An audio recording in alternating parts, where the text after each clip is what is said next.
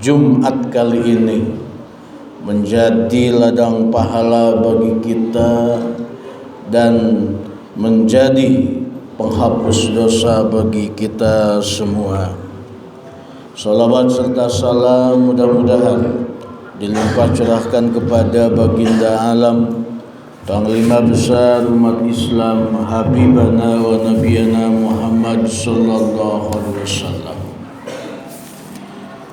Hadirin sidang Jumat rahimakumullah. Sesuai dengan ayat yang tadi saya bacakan, yakni dalam surah An-Nisa ayat ke-141, yang mana mengatakan seyogianya di dalam kitab Fiqhul Islam wa Azillatuhu dikatakan seorang pemimpin idealnya adalah seiman dengan kita. Tentu saja kita yang sekarang ini atau sebentar lagi akan melaksanakan pemilihan pemimpin atau presiden di dalam agama ataupun menurut kitab yang saya tadi bacakan, bahwasanya ada beberapa kriteria pemimpin yang patut kita pilih sesuai dengan syariat ajaran agama Islam. Artinya menurut Bahwah Az-Zuhaili ada beberapa tuntunan yang wajib kita laksanakan ketika kita senantiasa bersandarkan kepada ulama-ulama dan juga kepada Al-Quran. Sesuai dengan kesepakatan bahwa ciri pemimpin yang patut kita pimpin nomor satu adalah memiliki kompetensi dan kapasitas yang sempurna. Artinya ia seorang muslim, ia seorang yang merdeka, ia seorang laki-laki balik dan berakal. Tentu saja ini adalah hukum taklifi yang wajib, taklifi syari'iyah yang wajib kepada orang yang sudah balik dilaksanakan. Artinya pemimpin adalah seorang muslim menurut Wahbah Az-Zuhaili dan menurut Muttafaqun alaih. Artinya menurut para imam yang empat sudah sepakat bahwa pemimpin yang kita pilih adalah seorang muslim. Sebagaimana dikatakan tadi dalam 141 surah An-Nisa. Kemudian yang kedua adalah laki-laki. Artinya di dalam hadis Rasulullah, la yufliha qaumun walau amrahum imra'atan. Meskipun sekarang ada namanya di dalam teori feminisme bahwa perempuan dan laki-laki adalah sama, tetapi menurut ulama klasik bahwa itu tidak berlaku. Artinya tetap saja ketika di dalam peperangan, ketika di dalam masalah yang sangat berat, tidak akan bahagia ketika permasalahan kepemimpinan diserahkan kepada perempuan. Tentunya mengacu kepada hadis ini, selama masih ada laki-laki, kita harus memilih pemimpin dari seorang laki-laki, meskipun pada kenyataannya bertabrakan dengan dalil-dalil Al-Quran ataupun hadis yang dikatakan bahwa inna akramakum indallahi atqakum. Tidak ada perbedaan laki-laki dan perempuan, tetapi di sisi Allah yang paling mulia adalah yang paling bertakwa. Meskipun ada kontradiksi antara kedua pendapat ini, tetapi tidak salahnya kita lebih mengacu kepada hadis Rasulullah, meskipun itu masih keadaan tidak sahih. Hadirin sidang Jumat rahimakumullah. Dan yang ketiga adalah balik dan berakal. Tentu saja anak-anak tidak bisa mempertanggungjawabkan apa yang dia perbuat. Tetapi ketika sudah balik, yang mana balik pun masih diperselisihkan antara suatu mazhab dengan mazhab yang lain. Ada yang mengatakan 10 tahun, ada yang mengatakan 15 tahun bagi laki-laki. Apakah lagi di dalam zaman modern ini, di mana komunikasi sudah sangat bebas, maka balik pun bisa jadi lebih duluan daripada usia sesungguhnya. Dan juga berakal, tentu saja, karena orang gila tidak bisa dihukumi taklif syar'i, sebagaimana kita semua diperintahkan oleh Allah salat, zakat, puasa dan lain sebagainya. Yang kedua adalah al-adalah. Apa al-adalah itu? Adanya integritas keagamaan dan moral. Adanya sebuah apa yang dikatakan sesuai dengan apa yang dia perbuat. Itulah calon pemimpin yang wajib kita pilih. Terutama moralnya. Apakah dia sudah melakukan dosa-dosa besar? Apakah dia melakukan dosa-dosa kecil? Maka yang kita pilih adalah yang paling baik sisi moralitasnya. Sebagaimana tujuan hukum Islam adalah menjaga agamanya. Siapa yang menjaga agama, maka dia paling berhak untuk dijadikan sebagai pemimpin. Menjaga agama yang paling az-zaruriyah adalah sholat. Sholatnya terjaga, berjamaahnya baik, maka itu adalah hukum zaruriyah atau paling penting di dalam menjaga agama kita. Ketika sholat sudah tidak dilaksanakan, maka otomatis penjagaan dalam agamanya sudah tidak ada. Dan yang kedua, adanya tempat sujud, adanya masjid. Jadi menjaga agama tidak akan bisa kita lakukan kecuali adanya tempat sujud atau masjid. Jadi masjid adalah bukan hal yang wajib, tetapi urutan kedua di dalam maqasidus syariah dan hifdzuddin. Tetapi yang paling pertama urutannya adalah sholat, laksanakan sholat. As-sholatu imaduddin.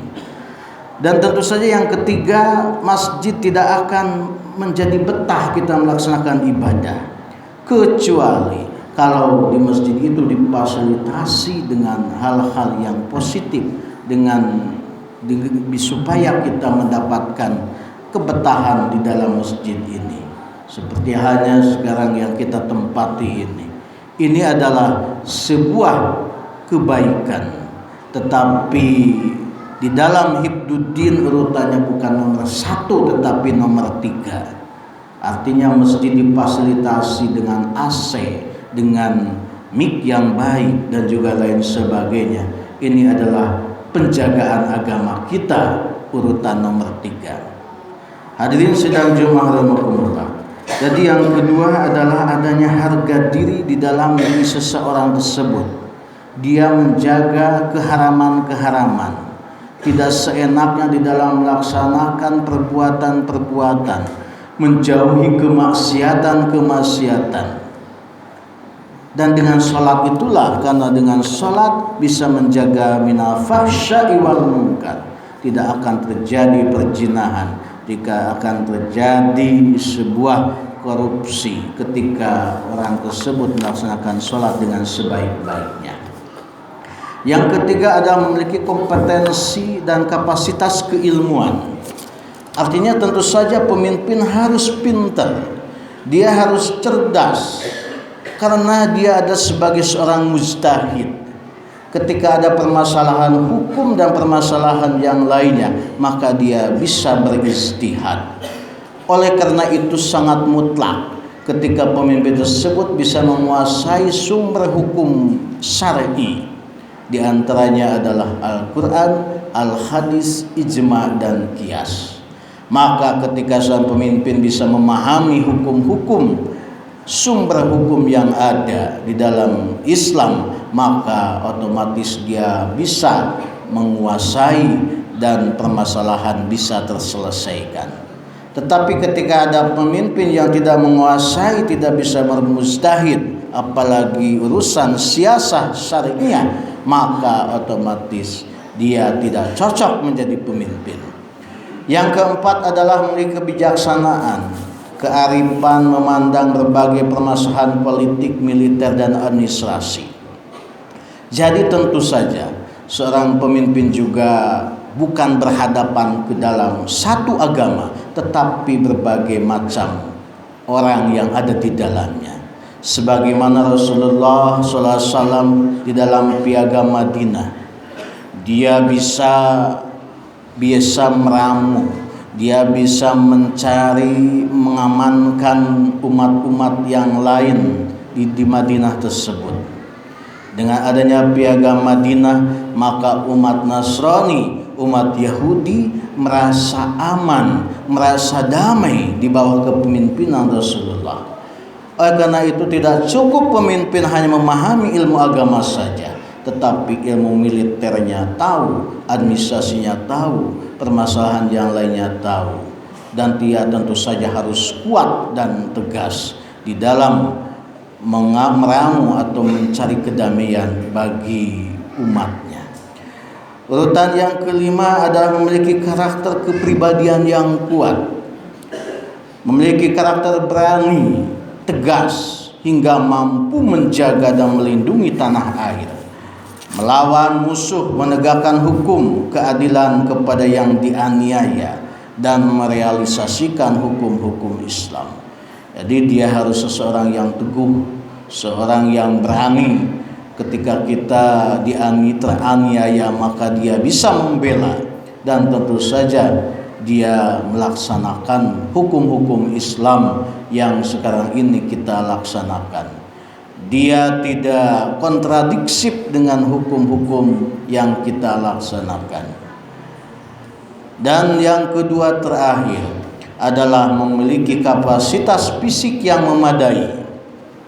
Tentu saja seorang pemimpin harus minimal mendekati sempurna.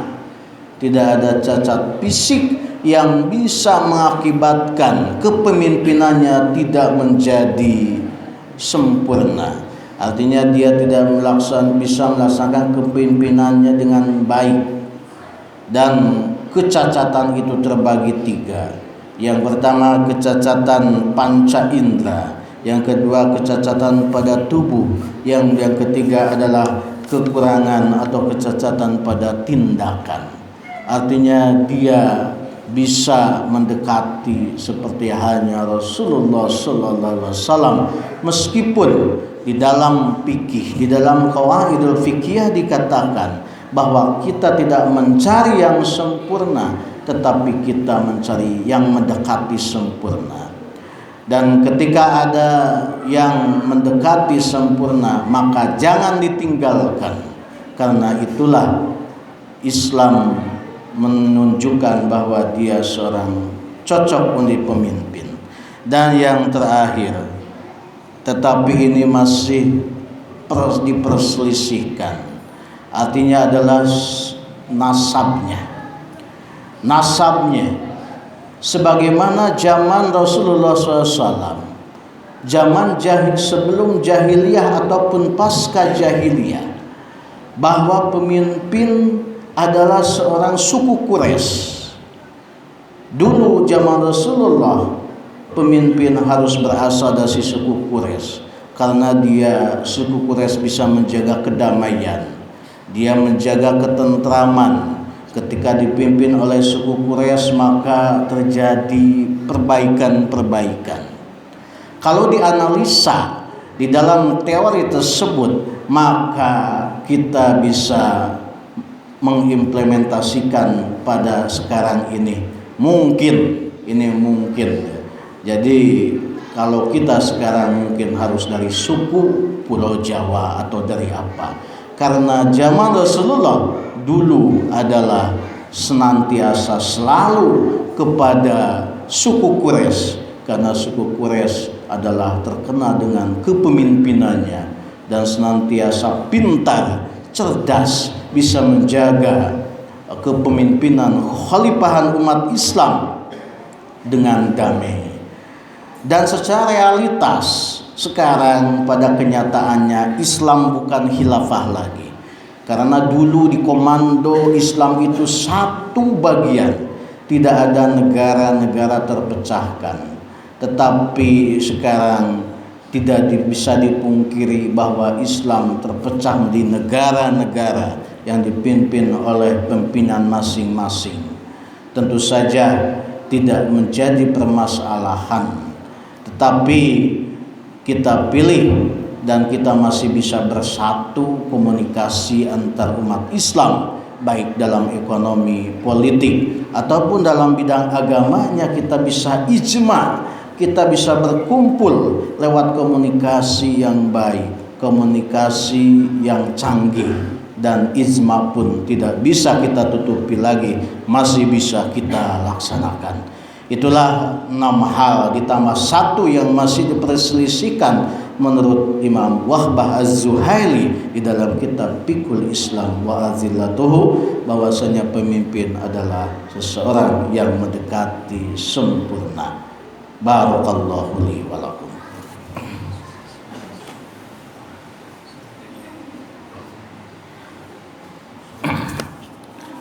Innal hamdalillah nahmaduhu wa nasta'inuhu wa nastaghfiruhu wa na'udzu billahi min syururi anfusina wa sayyiati a'malina. May yahdihillahu fala mudilla lahu wa may yudlilhu fala hadiyalah. Wassalatu wassalamu ala Rasulillah wa ala alihi wa sahbihi wa mawalah, amma ba'd. Fa ya ayyuhal hadirun ittaqullaha wa taqullaha summa taqullaha faqad fazal muttaqun.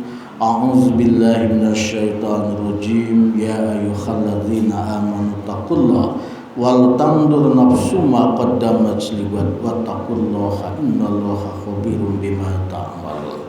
Hadirin sidang Jumat rahimakumullah. Pada sidang kedua ini marilah kita bersama-sama berdoa kepada Allah Subhanahu wa taala. Mudah-mudahan pemilu atau memilih pemimpin yang akan sebentar lagi kita laksanakan, dan juga keinginan kita semua mudah-mudahan diijabah oleh Allah Subhanahu wa taala, dan mudah-mudahan siapapun yang memerangi umat muslim mudah-mudahan diberikan kehancuran oleh Allah Subhanahu wa taala.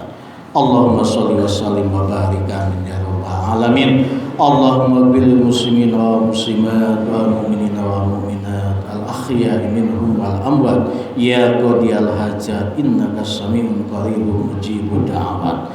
Allahumma bil muslimin wa muslimat wal mu'minina wa mu'minat al ahya'i minhum wal amwat ya qadiyal hajat innaka sami'un qaribun mujibud da'awat. Allahumma inna ala zikrika wa syukrika wa husni ibadatika. Allahumma thubbi bi taysir kulli asir fa taysir kulli asir alaika yasir wa nas'aluka yusra wal mu'afata fid dunya wal akhirah. Allahumma inna nas'aluka al-huda wa tuqa wal afafa wal ghina. Allahumma inna na'udzubika min zahdil bala wa darkis syaqa wa su'il qada wa samamatil a'da. Rabbana ighfir lana dzunubana wa kaffir 'anna sayyi'atina wa tawaffana ma'al abrar. Rabbana hab lana min azwajina wa dhurriyyatina qurrata a'yun waj'alna lil muttaqina imama. Rabbana taqabbal du'a innaka antas samiul 'alim wa tub 'alaina innaka antat tawwabur rahim. Walhamdulillahi rabbil alamin. Ibadallah innallaha ya'muru bil 'adli wal ihsani wa ita'i dzil qurba wa yanha 'anil fahsya'i wal munkari wal baghi la'allakum tadhakkarun wa dzikrullahi akbar. Astaghfirullahal azim li wa lakum. Wassalamu alaikum warahmatullahi wabarakatuh.